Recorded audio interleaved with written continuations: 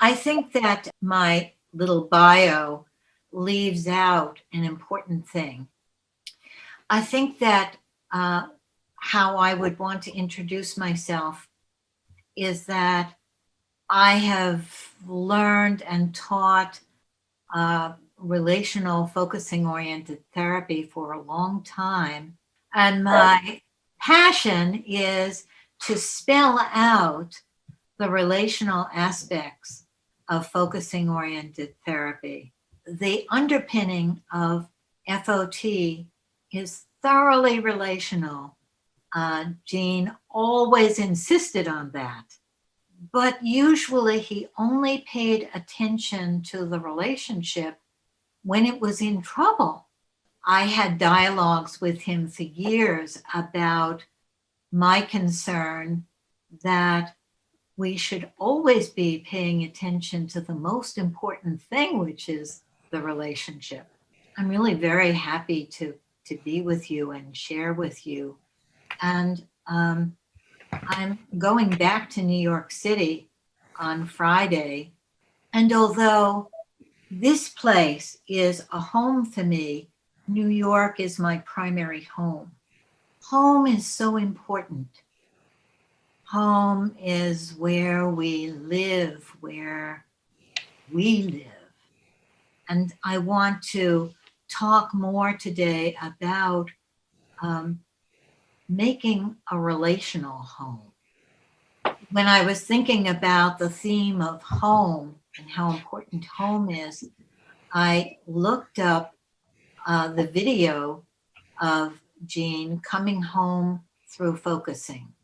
It's a very beautiful video about how he helps this young woman who doesn't know focusing to come home to herself. Focusing is a way of coming home to ourselves. And it's also a way of coming home to our connections, because we are interaction. We are not isolated people. We are our, in the little bio that was read, it said that I integrate focusing and relational psychoanalysis. One of my favorite theorists in psychoanalysis is Robert Stollerow. And he talks about how the healing of trauma, or all healing, is to make a relational home with the client. Yep. And that's so very much compatible with our focusing oriented therapy, that we're making a home. Therapy isn't about guiding the client or finding a solution or analyzing or understanding primarily. It can be all these things. But therapy is about making a relational home, as Gene put it, being the kind of interaction that will make something better. You may be very familiar with that we are interaction, and our job is to be this kind of interaction. Let's take a moment and see what that image of a relational home brings for you. When do I, or how do I, or with whom do I feel a sense of a relational home? It's the feeling of an us, of a we. We live here. We are together. We are in this together. We're just going to take a moment to see what comes. We have body, humor, shared rituals. I belong. Belonging. Compassion to all who resides there. I can be all of me. Timing, openness, and patience. Bodily safety, bodily receiving of each other, bodily enjoying of each other. There's loads and loads. There's like 20 more or something. maybe we should stop here, but they are wonderful. Oh, that's so important. And so important, especially when we're uncertain and fragile. And what a sacred job we have as therapists to build this kind of home. And when we build it for the client, of course, we're building it with the client, not for the client, and it's our home. So I want to give you just a few points about what Jean says about building this relational space and how we might extend it a bit. So back to the video with Jean, he tells us all kinds of things about focusing. And then he says that what's the most important thing is the relationship. But he doesn't say a lot about how he's making that relationship. But we know so much about how Jean builds the relational home and makes the relationship by watching him. So, number one is the attitude of welcome. It's wonderful to watch Jean's welcome. We talk about the focusing attitude, which is about being receptive and curious. It's more active in a way than being receptive. It's a large welcome to both the client and to the one in there. It's always knowing that we have the person before us and also the inner one and our own inner one. The welcome isn't only for what's easy and for what we automatically like. The welcome is for all of it.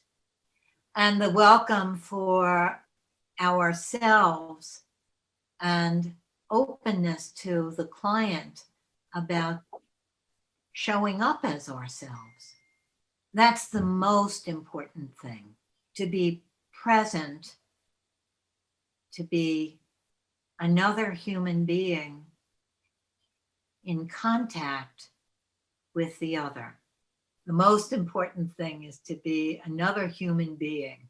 Now, maybe we are thinking, some people are thinking, what if I don't feel welcome? What if I don't feel curious? What if I feel scared?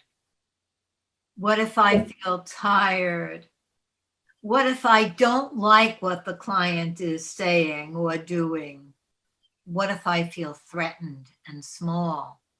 Well, these are the big challenges, but maybe we could begin to think about what Jean gives us here. Sometimes, for me, a pause and just welcoming myself just as I am, including the little one in me. Jean said that if the client wants to see, he will let them see the shaky, insecure person that he is behind his eyes. They may not want to see, and then they don't have to, but they can. He doesn't hide it. It's okay for us to be these imperfect, shaky little ones. So to pause and welcome myself, and then to welcome the mystery of this other.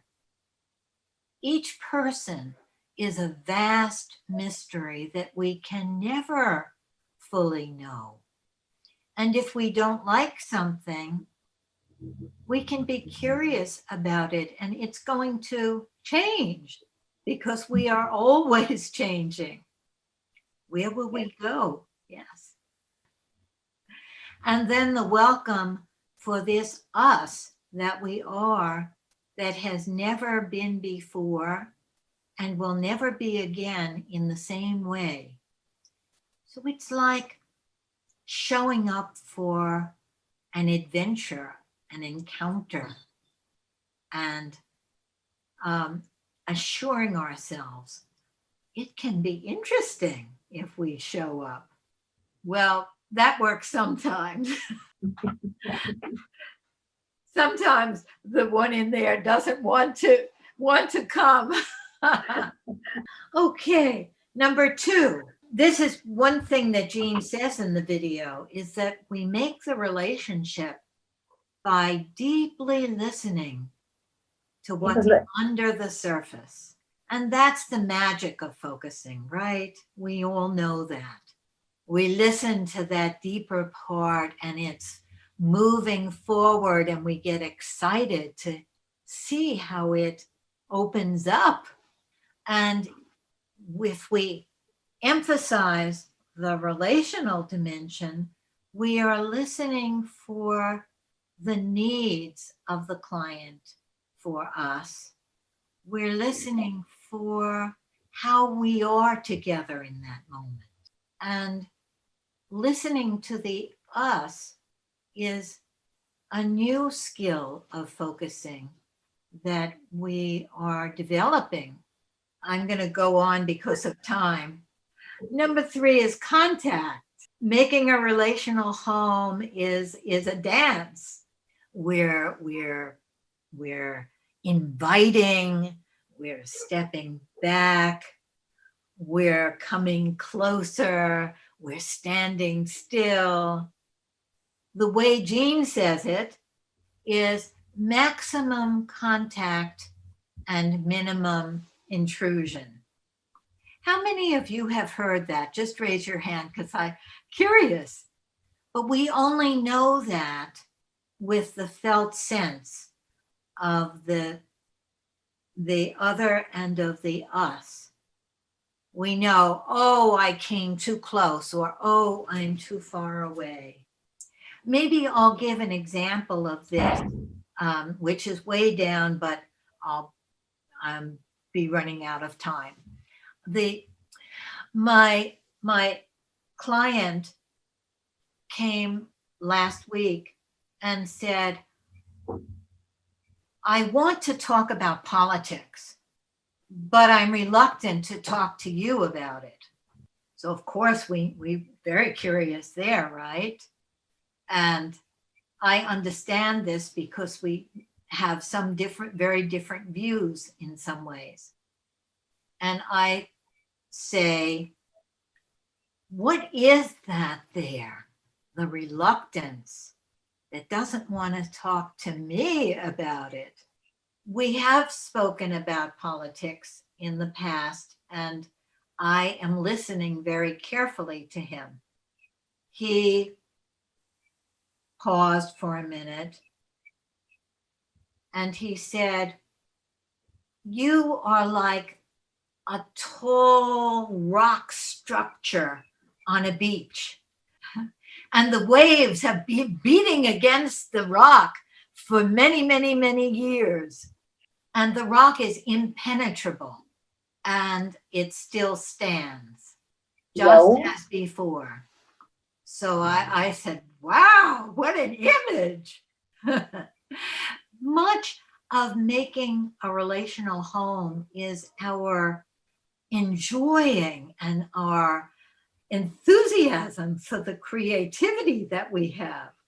I said, I seem hard and cold and upright and I can't be changed.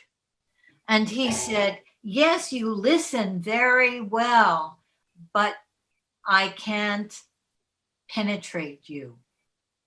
I can't make an impact. I took that in and I said, oh, that's not okay for us. That's not a relational home, right? A rock. I said, I want to be a willow tree swaying in the breeze. My roots go deep in the ground, but I'm flexible. And there are many branches for all different kinds of birds to make their nests, to make their home in my branches. And he smiled and said, well, I will try to talk to you. And he told me many things that were on his mind. And I reflected the deeper meaning or the crux of it. And I said, how can I be the willow tree? It's not enough to understand. And he said, I want to know what comes from you. I want to know how you disagree with me. So I said, okay, let's try that. He said, you come from a very different world than I do, and your experience is very different, and what you believe is very different. And then I began to tell him more about me. I told him about growing up in a working class family in Brooklyn and my experiences that lead me to believe as I believe. And he was very touched by what I said. And he said, I don't know that I change my beliefs, but I feel so touched by what you say. And we felt, both of us felt very much at home with each other in that moment. So what made that a relational home? One thing is that I wasn't just listening to the content, but listening to the feelings from both of us. And he and I both were able to find an image that can be a handle for our relational dance at that moment. The image of the rock was so compelling, and then the image of the willow tree. And that's what Jean calls making us something. The making us something helps us to really feel the felt sense of the us and how to build it. Let me think if there's anything else. I think to me, the important thing was not to get sidetracked with the content, but to stay with the relational piece that we were trying to carry forward.